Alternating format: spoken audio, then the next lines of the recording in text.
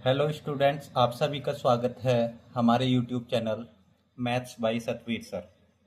जैसा कि पिछली 2 क्लास हमारी हो चुकी हैं और आज तीसरी क्लास है जिसमें हम बहुपद चैप्टर नंबर 2 पर चर्चा कर रहे हैं। तो आपने पीछे बहुपद के बारे में पढ़ा था। आपके सामने अगला चैप्टर भी आएगा जिसमें हम पढ़ेंगे द्विघात समीकरण। द्विघात समीकरण और बहुपद दोनों में बच्चों को डाउट होने लगता है, तो थोड़ा ये डाउट क्लियर कर लें कि बहुपद और द्विघात समीकरण में क्या अंतर होता है। यदि हम द्विघात बहुपद द्विघात बहुपद और द्विघात समीकरण में अंतर की बात करें तो द्विघात समीकरण में अंतर की बात करें तो ध्यान से देखना। हमने पीछे पढ़ा था द्विघात बहुपद क्या होते हैं। तो द्विघात बहुपद की हमने स्टैंडर्ड फॉर्म पढ़ी थी पीछे। यदि A X square plus B X plus C, ये द्विघात बहुपद की स्टैंडर्ड फॉर्म होती थी।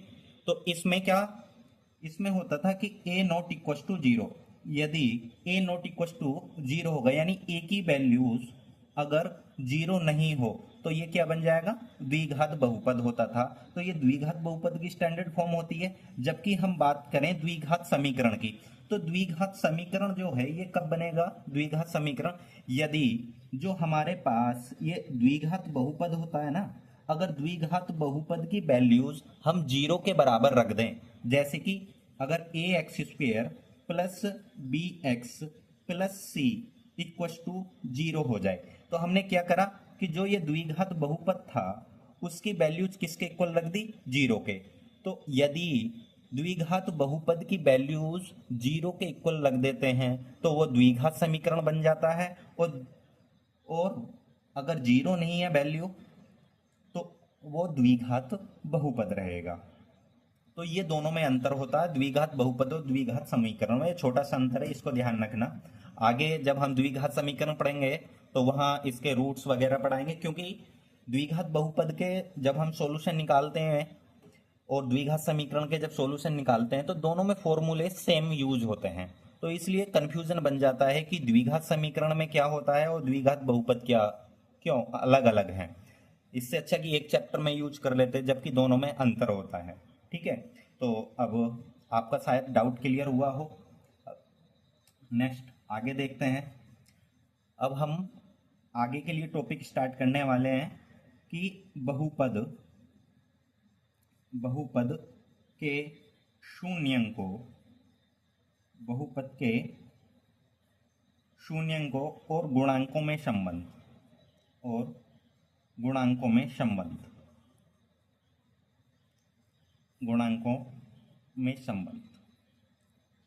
अब यहाँ आप एक शब्द, नया शब्द देख रहे होंगे, गुणांक।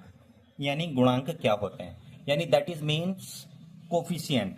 माना हमारे पास ये कोई एक्सप्रेशन लिखा हुआ है कि A X square plus B x.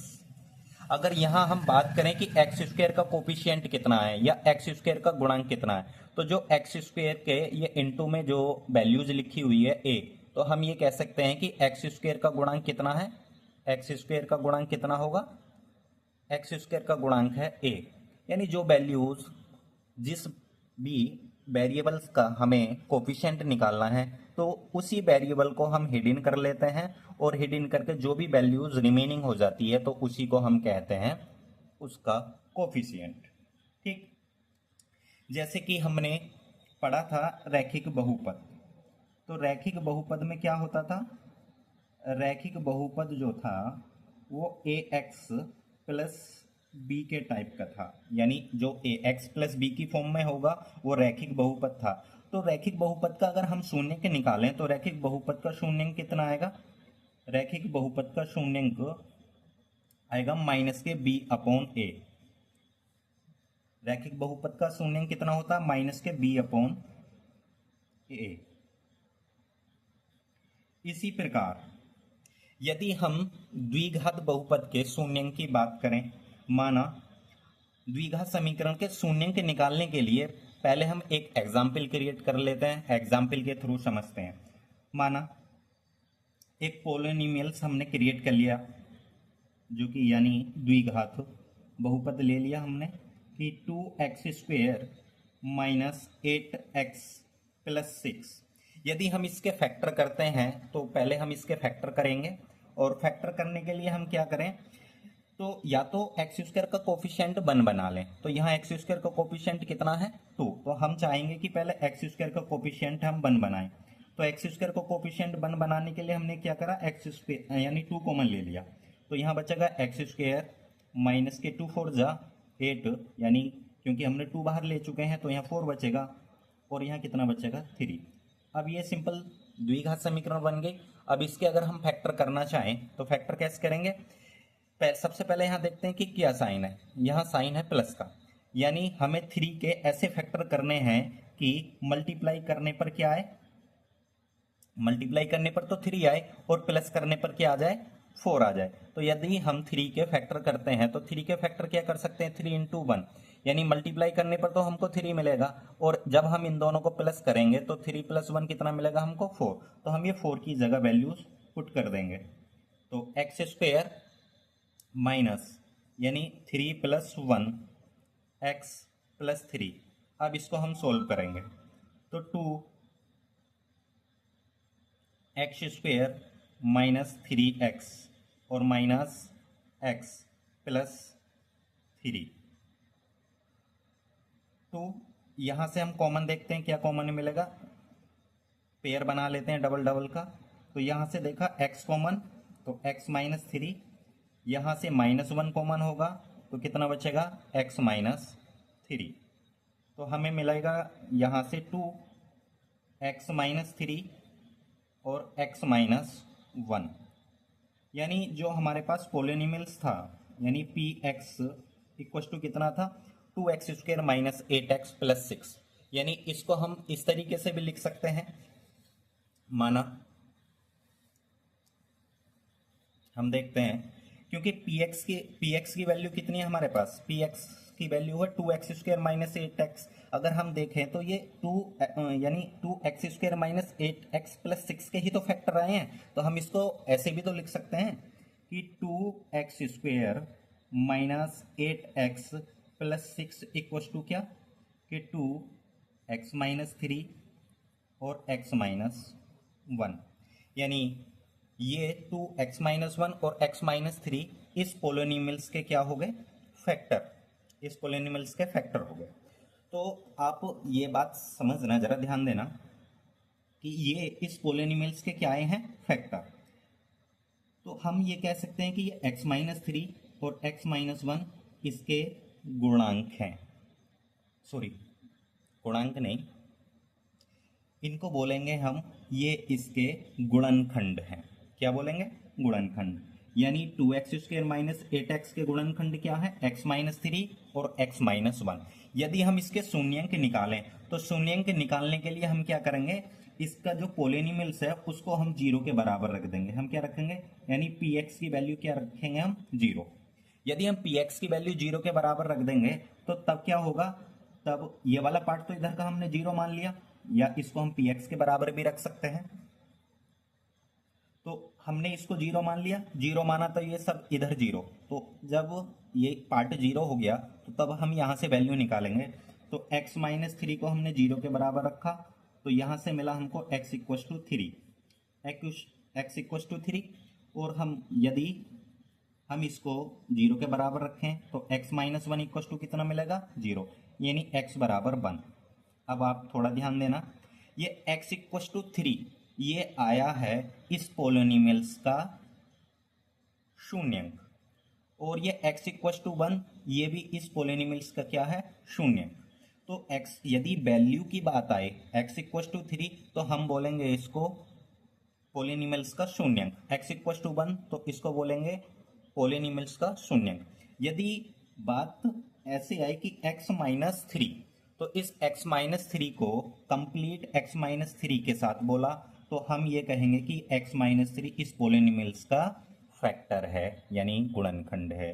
और ऐसे ही x - 1 क्या होगा, इसका एक फैक्टर होगा। जैसे कि हमने नंबर्स वगैरह में हम पढ़ते हैं कि 16, जैसे कि हम 16 के फैक्टर करें तो 16 के फैक्टर क्या हो सकते हैं, 2 इंटू 2 इंटू 2 इंटू 2, यानी हम ये कह सकते हैं कि ये किसके फैक्टर हैं, 16 के। तो उसी तरीके से आप ये सोचो कि ये 16 की जगह ये पोलोनिमल्स है, और ये पोलोनिमल्स के जब हम फैक्टर करेंगे तो कितना आएगा, यानी अगर हम इन सब की मल्टीप्लाई करते हैं, 2 2 जा 4, 4 2 जा 6, 6 2 जा 2 2 जा 4, 2 जा 8 और 8 2 जा 16। यदि हम इनकी मल्टीप्लाई कर रहे हैं तो हमें कितना प्राप्त हो रहा है, 16। तो सेम उसी प्रकार यदि हम इनकी इधर वाले टर्म की मल्टीप्लाई करेंगे, यदि हम इनके गुणनखंड की मल्टीप्लाई करते हैं तो हमें क्या मिलेगा, सेम वही पोलोनिमल्स मिल जाएगा। अगर अब यहाँ देखना, हम थोड़ी सी वैल्यूज निकाल लेते हैं कि शून्यंकों का योगफल, शून्यंकों का योग, जो हमने अभी शून्यंक निकाले हैं, तो इन शून्यंक का अगर हम योग निकालें तो कितना आएगा, 3 + 1 यानी कितना, 4। यदि हम शून्यंकों का गुणनफल ले, गुणनफल, तो कितना आएगा, 1 × 3 = 3। तो ये शून्यंकों का योगफल हुआ 4 और शून्यंकों का गुणनफल हुआ 3। अब इस एग्जाम्पल के आधार पर हम कुछ फॉर्मूले समझने जा रहे हैं, या फॉर्मूले कैसे निकलेगा उसको हम समझने जा रहे हैं। तो हमने माना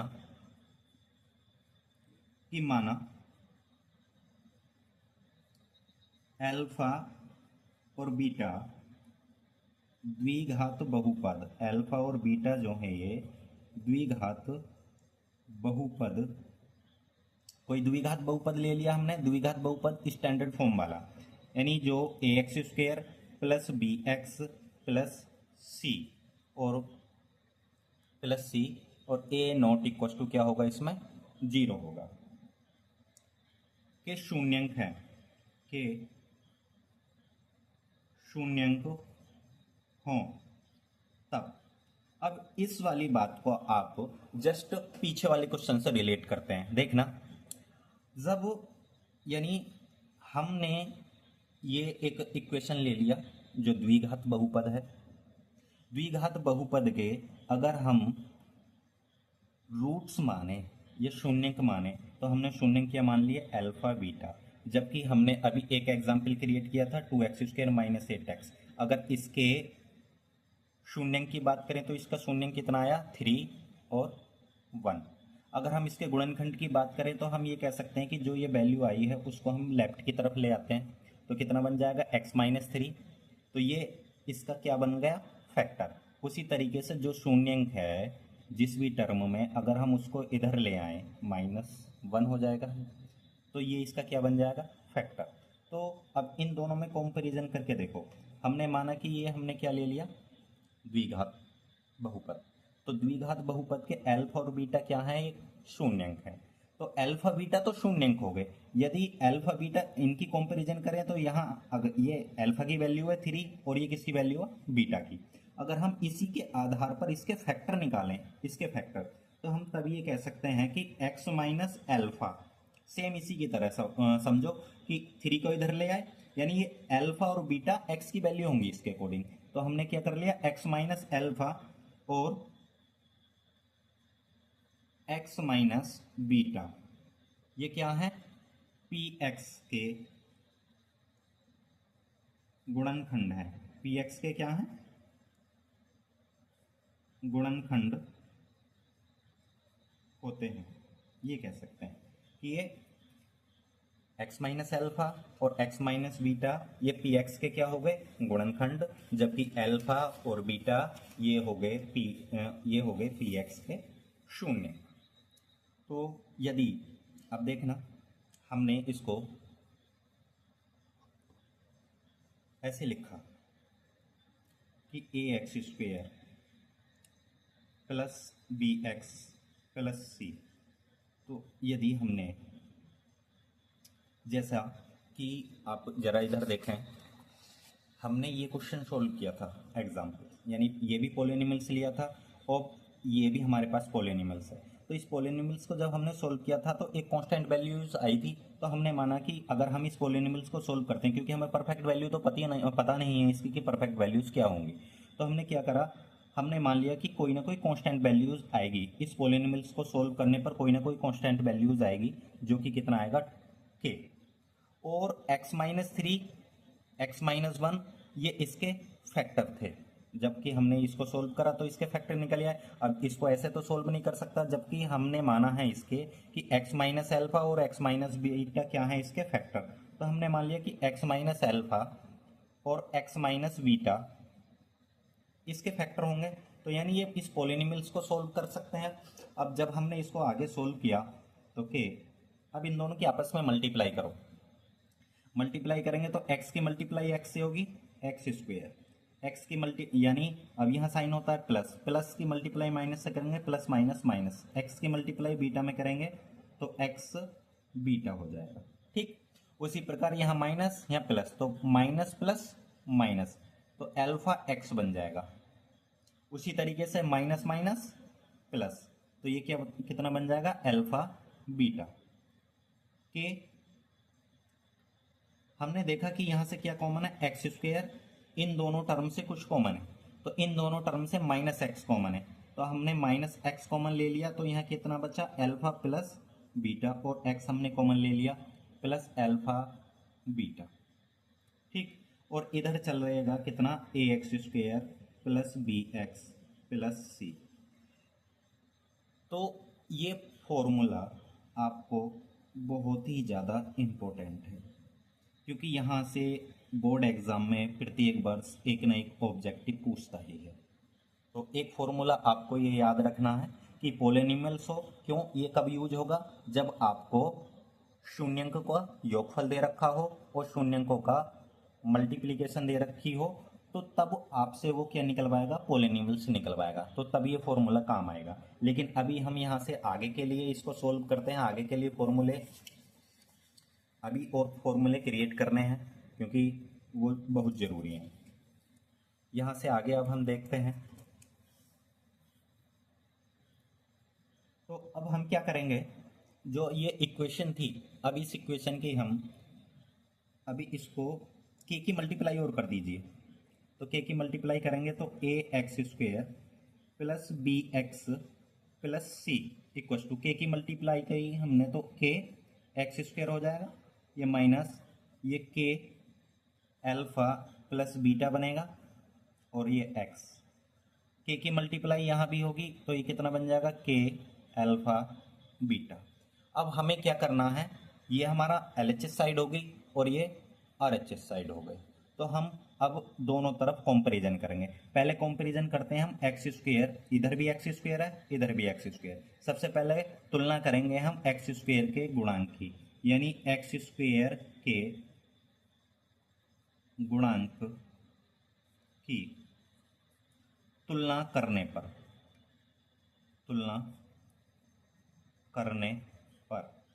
तो यानी जब एक्स स्क्वायर के गुणांक की तुलना करेंगे तो एक्स स्क्वायर के जैसा ही टर्म देखें, तो ये एक्स स्क्वायर की तुलना हमने एक्स स्क्वायर से की, तो जितना बचा बाकी को हम नेग्लेक्ट कर देंगे थोड़ी देर के लिए, ये सब हम हिडन कर लेंगे थोड़ी देर के लिए ये।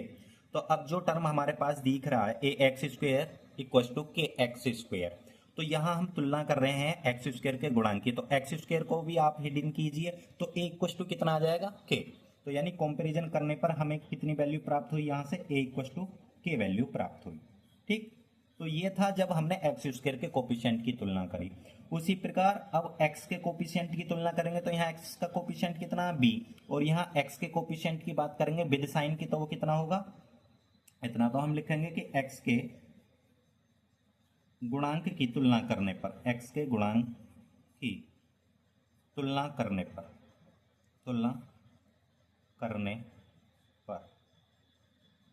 एक्स के गुणांक की तुलना करने पर, तो यहाँ से एक्स के गुणांक की तुलना करेंगे तो यहाँ से कितना मिलेगा हमें बी, और इधर से बात करेंगे तो के एल्फा प्लस बीटा, हमें यहाँ से एल्फा प्लस बीटा की वैल्यूज निकालनी है। तो जब हम एल्फा प्लस बीटा की वैल्यूज निकालेंगे तो ये इसके मल्टीप्लीकेशन में, तो जब इधर जाएगा तो ये कितना पहुंचेगा डिवाइडेड में, इक्वल टू कितना हो जाएगा alpha plus beta, alpha plus beta हो गया। अल्फा प्लस बीटा के बाद देखें, अब यहां से देखो जरा, a इक्वल टू क्या आया था, k, तो यानी हम k की जगह a वैल्यूज लगा दें और इसको घुमा के लिख दिया, चेंज कर दिया, तो alpha plus beta equal to कितना आ जाएगा, माइनस के b upon a। Alpha plus beta कितना आया, माइनस के b अपॉन a। ठीक है, ये इतना है, इसको हमें याद रखना है देखो। ठीक है, अब एक टर्म और रहा, ये c और ये, तो इनको बोलते हैं हम क्या, अचर पद। तो अब क्या करेंगे, अचर पद की तुलना करने पर, अचर पद की तुलना करने पर, अचर पद की तुलना करने पर देखें आगे, तो इधर अचर पद कितना मिला, c, और इधर अचर पद कितना है, k, इंटू क्या, अल्फा बीटा। तो यहाँ से अगर हम देखें तो अल्फा बीटा की वैल्यू निकालें तो ये कितना बन जाएगा, c अपॉन k, क्योंकि ये क्या हो, k क्या होगा, k इधर डिवाइडेड में पहुंच जाएगा, जब k डिवाइडेड में पहुंच जाएगा तो अल्फा बीटा इक्वल टू कितना आ जाएगा, c अपॉन k, और यहाँ से अल्फा बीटा की वैल्यूज यानी k की वैल्यूज लगा दीजिए a, तो यहाँ से आया अल्फा बीटा इक्वल टू कितना, c अपॉन a। अब देखें, अल्फा क्या था, शून्यंक, अल्फा क्या था, शून्यंक, जो कि हमने माना था, अल्फा बीटा हमने माने थे इस वाली इक्वेशन के शून्यंक, तो अल्फा क्या है, शून्यंक। तो अब जरा यहाँ देखना, अल्फा और बीटा, ये अल्फा भी शून्यंक है, बीटा भी शून्यंक है, तो हम ये कह सकते हैं कि शून्यंकों का योगफल, जो शून्यंकों का योगफल होगा वो किसके बराबर होगा, माइनस के b अपॉन a। माइनस के b अपॉन a यानी b क्या था और a क्या था। हम यहाँ देखें, जो इक्वेशन माना था कि b जो था वो x का कोफिशिएंट था और a जो था वो x स्क्वायर का कोफिशिएंट था। ठीक है, तो हम इसको ऐसे भी बोल सकते हैं क्या, कि अल्फा प्लस बीटा बराबर ये किसके होगा, माइनस, यानी x का गुणांक, x का गुणांक अपॉन, और ये कितना, a किसका कोफिशिएंट है, ये है x स्क्वायर का गुणांक, x स्क्वायर का गुणांक। ठीक, उसी तरह अब हम यहां देखें तो यहां क्या आएगा, इसको हम ऐसे भी लिख सकते हैं ना, c क्या था, c को बोलते हैं हम अचर पद, c था अचर पद, अपॉन a क्या था, x स्क्वायर का गुणांक, ये x स्क्वायर का गुणांक हो गया। ठीक, यहां तक समझ आया। अगर आपको किसी तरीके का भी डाउट है तो आप हमें कमेंट्स में बता सकते हैं। ठीक,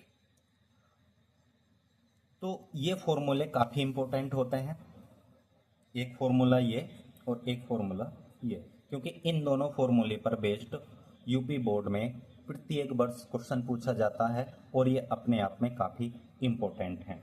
ठीक है, इस पर बेस्ड हम एग्जाम्पल कर लेते हैं, एग्जाम्पल समझें, कोई एक एग्जाम्पल सॉल्व कर लेते हैं।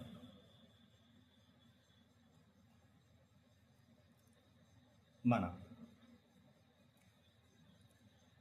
P x equal to x square plus 7x plus 10। ठीक है, ये एग्जाम्पल है, इसके हमें शून्य के निकालने हैं और ये फॉर्मूले वेरीफाई करके दिखाने हैं। ये एग्जाम्पल है तो इसमें फॉर्मूले वेरीफाई करके दिखाने हैं और इसके शून्य ज्ञात करने हैं। तो पहले नॉर्मल हम इसके फैक्टर कर लेते हैं। तो फैक्टर करेंगे कैसे, कि सबसे पहले देखो एक्स स्क्वायर का कोफिशिएंट 1 होना चाहिए, तो एक्स स्क्वायर का कोफिशिएंट 1 है, तो हम फिर ये देखते हैं अचर पद यानी कांस्टेंट, तो कांस्टेंट टर्म है अब हमारे पास 10। अब हमें फिर ये देखना है कि ये साइन कैसा है, तो साइन प्लस का, तो यानी 10 के हमको ऐसे फैक्टर करने हैं कि जिनकी मल्टीप्लाई करने पर क्या आ जाए, 7 आ जाए। तो देखो अगर हम 10 के फैक्टर करते हैं 5 इंटू 10, तो यानी मल्टीप्लाई करने पर 10 तो आ गया और इन दोनों को प्लस करने पर क्या आ जाना चाहिए, 7। तो इसका मतलब हम 7 की जगह ये वैल्यूज लगा सकते हैं कि 5 + 2। तो हमने क्या किया कि एक्स स्क्वेयर प्लस के 5 + 2 एक्स प्लस 10। तो अब इसके फैक्टर कीजिए 5x प्लस 2x प्लस 10। तो यहाँ से क्या कॉमन है, x कॉमन। तो यहाँ कितना बचेगा, x प्लस 5 प्लस 2 कॉमन, तो x प्लस 5। अब यहाँ से और यहाँ से देखिए क्या कॉमन मिलेगा, दोनों जगह से देखते हैं तो हमें x प्लस 5 कॉमन मिलेगा। तो यहाँ से क्या बचा, यहाँ से एक x बचा और यहाँ से प्लस का 2 बचा। तो ये आगे इसके क्या, इस वाले पोलिनोमियल्स के अभी तक ये हैं गुणनखंड। और जब गुणनखंड से हमें वैल्यूज निकालनी होती है, यानी इसके शून्य के निकालने होते हैं, तो हम क्या करेंगे कि यदि px का मान शून्य हो तब, तो इसके शून्य के निकालने के लिए हम क्या करेंगे कि px को हम किसके बराबर रख देंगे, 0 के बराबर रखेंगे। जब px को 0 के बराबर रखेंगे तो ये क्या बनेगा, तो फिर कि x प्लस 5 और x प्लस 2 इक्वस टू कितना हो जाएगा, 0। अब एक बार x प्लस 5 को 0 के बराबर रखिए, तो x प्लस 5 को 0 के बराबर रखेंगे तो यहाँ से कितना मिलेगा, -5। और एक बार हम x प्लस 2 को 0 के बराबर रखते हैं तो यहाँ से हमें कितना वैल्यू मिलेगा, x इक्वस टू -2। तो अब हम देखें तो x equals to -5, x equals to -7, ये दोनों हमने क्या निकाले, ये दोनों इस द्विघात बहुपद के क्या आ गए, शून्यंक आ गए। जबकि अब हम यदि फॉर्मूले वेरीफाई करते हैं, तो फॉर्मूले वेरीफाई करें तो सबसे पहले हम शून्यंकों का योगफल लगाते हैं। तो शून्यंकों का योग, तो शून्यंकों का योग क्या होता है, नॉर्मल आप इन दोनों का योग करके देखो कितना आएगा, -5 -2, दोनों को ऐड करेंगे तो कितना आएगा, -7। अब ये हम देखते हैं कि ये फॉर्मूले से भी हमको -7 ही मिलता है या नहीं। तो शून्यंकों का योग, तो शून्यंकों का योग का फॉर्मूला क्या होता है कि -x का गुणांक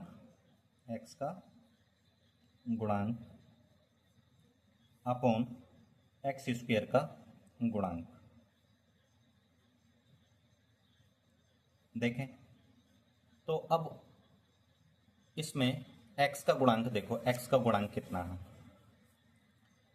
x का गुणांक है ये, विद साइन के देखना है, तो x का गुणांक है 7।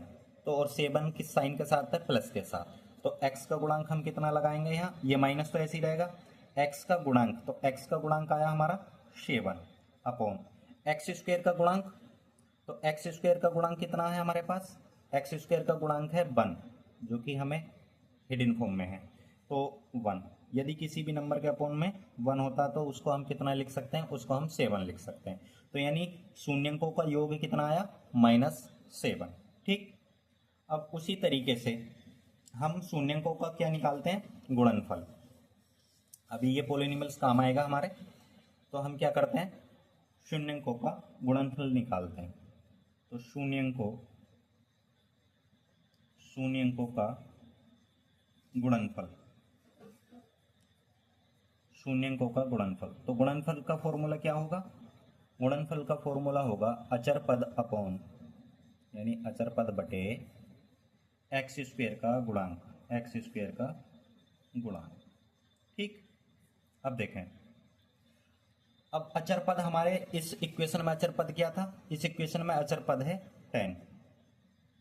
ठीक, और एक्स स्क्वायर का गुणांक कितना है, 1, तो यानी ये कितना आया, 10। ठीक है, तो ये वैल्यूज आई हमारे फॉर्मूला से। अगर हम ये अब डायरेक्ट देखते हैं, देखो x इक्वल टू -5 भी इसका क्या है, एक शून्यंक, और x इक्वल टू -2 भी क्या है, शून्यंक।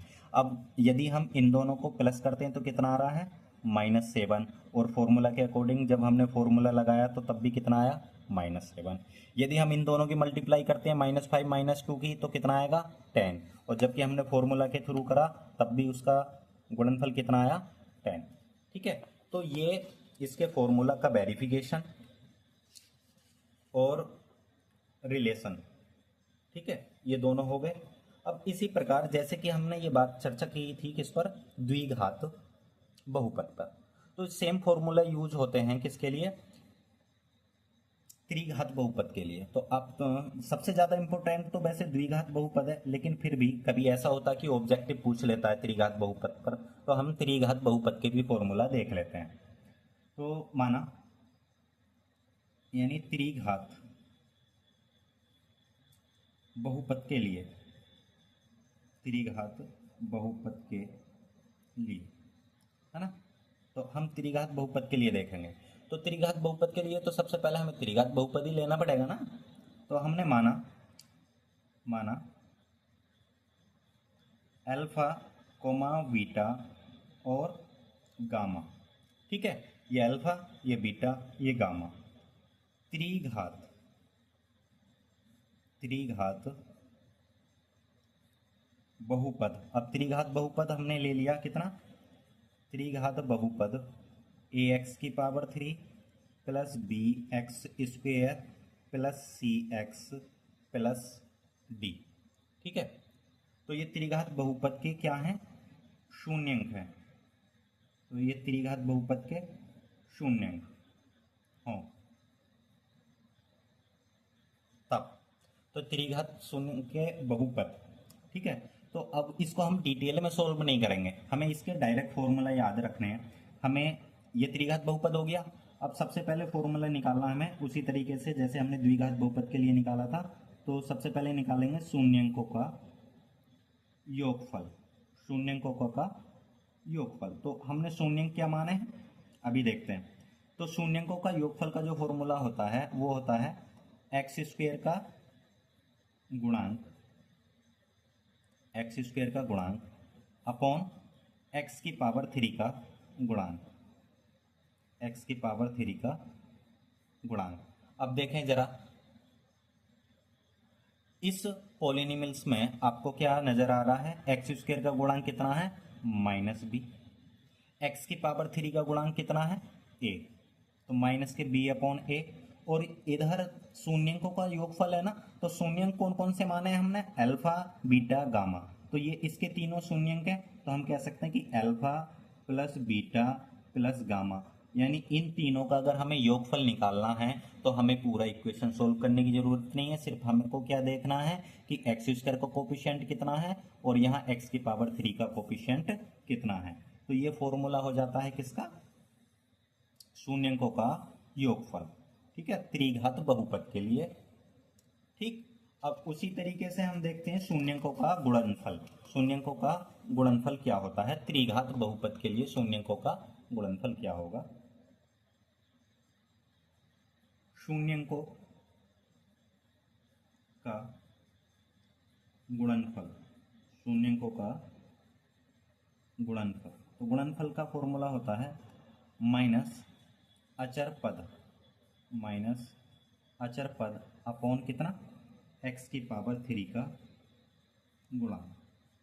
तो जो हमने अभी त्रिघात बहुपद लिखा था तो उसमें अचर पद कितना था, उसमें अचर पद था कितना, देखो तो जो ये त्रिघात बहुपद था, त्रिघात बहुपद में अचर पद था कितना डी, तो अचर पद की वैल्यू कितनी हो गई डी, और यहाँ कितना लिखा हुआ है, नीचे लिखना हमें एक्स की पावर 3 का गुणांक, तो एक्स की पावर 3 का गुणांक कितना है ए, ठीक।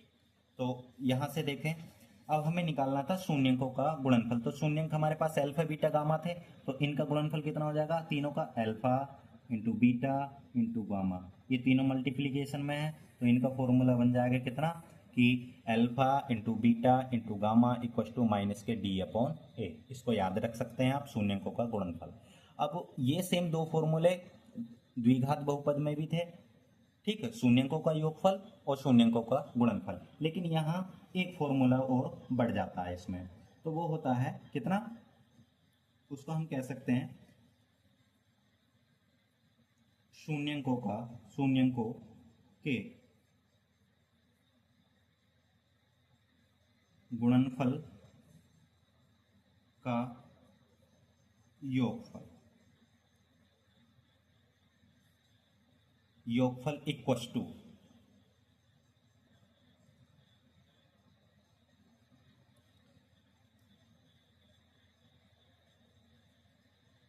एक्स का गुणांक अपॉन एक्स की पावर 3 का गुणांक।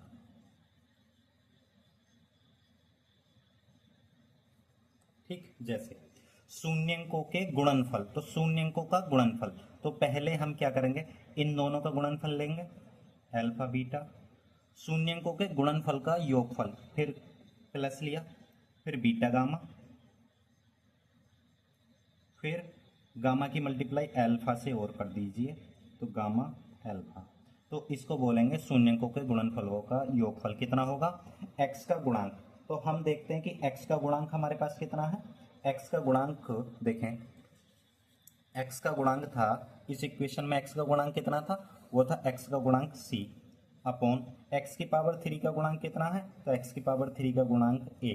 ठीक, तो हमारे पास फॉर्मूला क्या बन जाता है कि अल्फा बीटा ये। ठीक है, तो ये फॉर्मूला होता है त्रिघात बहुपद के लिए। ठीक, तो ये कुछ फॉर्मूलेस थे द्विघात बहुपद से रिलेटेड और त्रिघात बहुपद से रिलेटेड। आशा करते हैं कि आपको सब समझ आया होगा। यदि आपको किसी भी टॉपिक में समस्या आ रही है तो आप नीचे कमेंट बॉक्स में बता सकते हैं, या कोई टॉपिक नहीं समझ आया हो तो उसको हम दोबारा समझा देंगे, किसी नेक्स्ट वीडियो में हम उसको क्लियर कर देंगे। तो लेकिन जो आपको ये कंटेंट कराया जा रहा है, आप इसको टाइम टू टाइम रिवाइज करते रहें, क्योंकि मैथ के लिए रिवीजन बहुत कंपलसरी होता है। यदि हम रिवीजन नहीं करेंगे तो हम पीछे का भूलते रहेंगे। तो इसलिए आप रिवीजन साथ के साथ करते रहें, और आप किसी भी प्रकार से परेशान ना हो। क्यों, क्योंकि आपको इस चैनल के माध्यम से हाई स्कूल का कंप्लीट मैथ कराया जाएगा, और आपको वही सेलेक्टेड होगा जो आपके बोर्ड एग्ज़ाम के हिसाब से इम्पोर्टेंट होगा। ठीक है, तो आज के लिए इतना ही। Thank you for watching. और हाँ, इस वीडियोस के लिए आगे शेयर करें, लाइक करें और चैनल को सब्सक्राइब करें। ठीक, again thank you for watching.